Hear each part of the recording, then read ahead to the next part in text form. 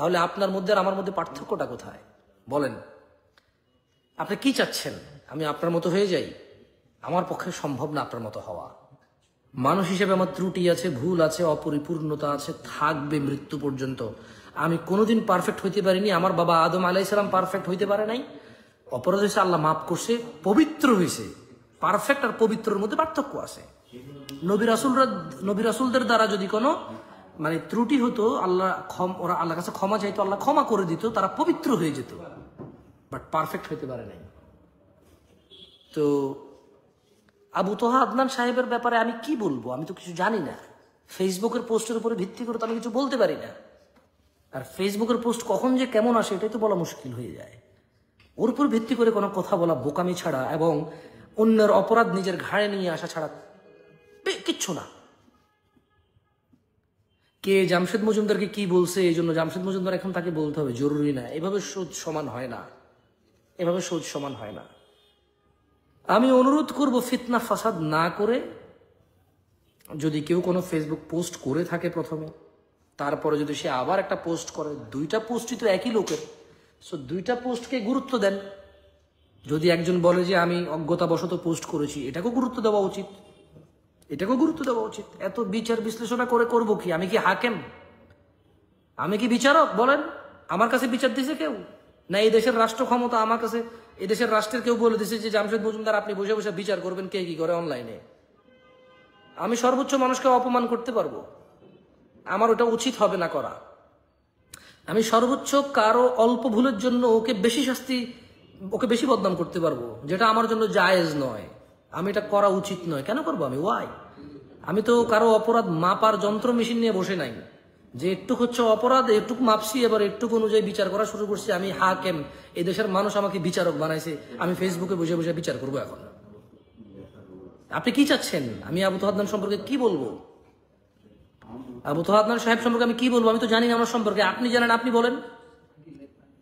আপনি জানেন, আপনি বলেন। আমি তো জানি না কোন ফেসবুক পোস্টে কি লিখছে, কি লিখছে না লিখছে, এটার উপরে ভিত্তি করে আমি বলতে পারবো না।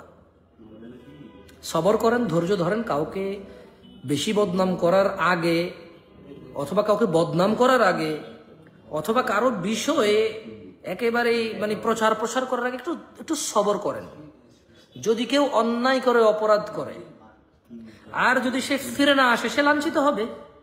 আপনি করা লাগবে না তো, আমি করা লাগবে না। আর যদি কেউ নিরপরাধকে দোষী সাব্যস্ত করার জন্য উঠে পড়ে লাগে, সে নিজেই লাঞ্ছিত হবে। আমি আর আপনি তো এত বাড়াবাড়ি করার দরকার নাই।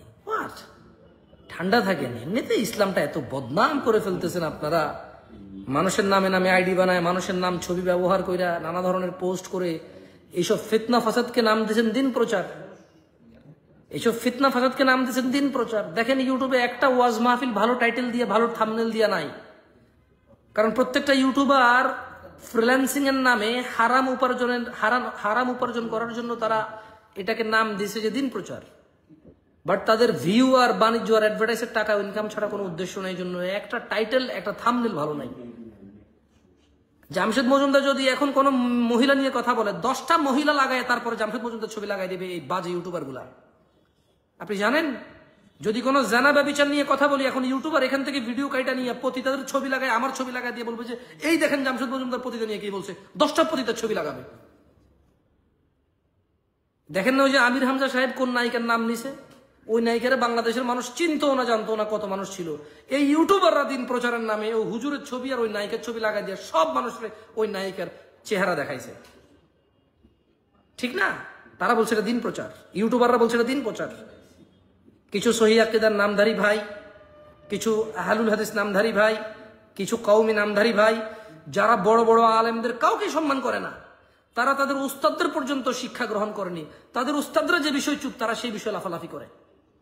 তাদের শিক্ষকরা যে বিষয়ে নীরব চুপ আছে, সবর করতেছে, ধৈর্য ধরতে, বিজ্ঞানী হয়ে রিসার্চ করে এরপরে পোস্ট করা শুরু করে দেয় তারা।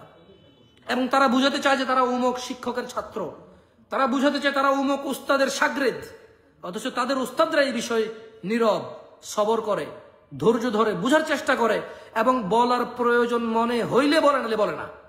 অথচ ওরা একজন পিএইচডি করে করে ফেসবুকে পোস্ট করে ভাষায় দেয়। কেমন?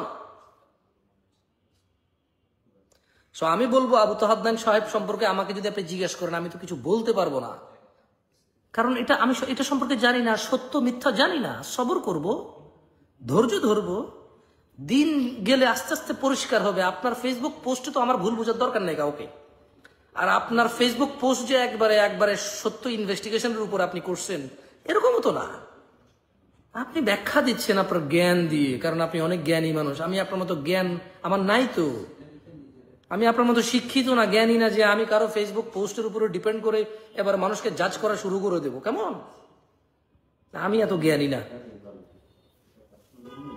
আল্লাহ আমাদেরকে বোঝার তৌফিক দান করুন।